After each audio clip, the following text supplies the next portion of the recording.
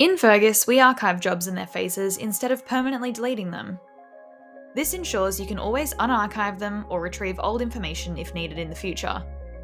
Let's start by walking through how to archive a job. First, open the job card for the job you want to archive, and in the top right corner, click the Job Settings button. From there, select Archive this job. You'll then be prompted to provide a reason for archiving. This note will be attached to the job and can help you remember why it was archived if you need to revisit it in the future.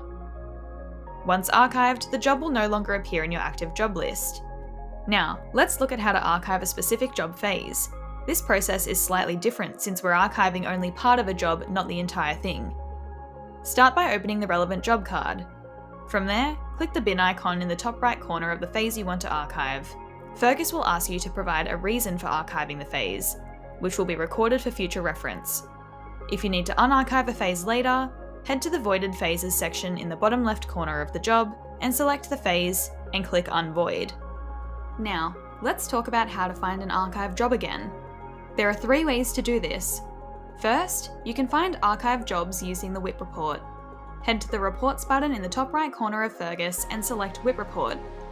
Once you're in the report, select Custom to alter what information is shown in this report and deselect all statuses except Archived. Set your desired date range and finally click Run to generate the report.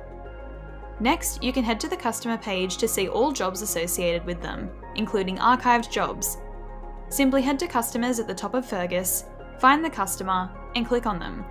You'll see each job and their status, including the archived status. Finally, you can use the search bar in the top left corner if you remember the details of the job. You can search by job number or even the customer name and address.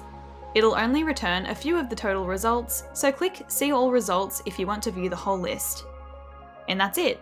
You're now all set to archive jobs and phases you no longer need while keeping the option to retrieve them in the future.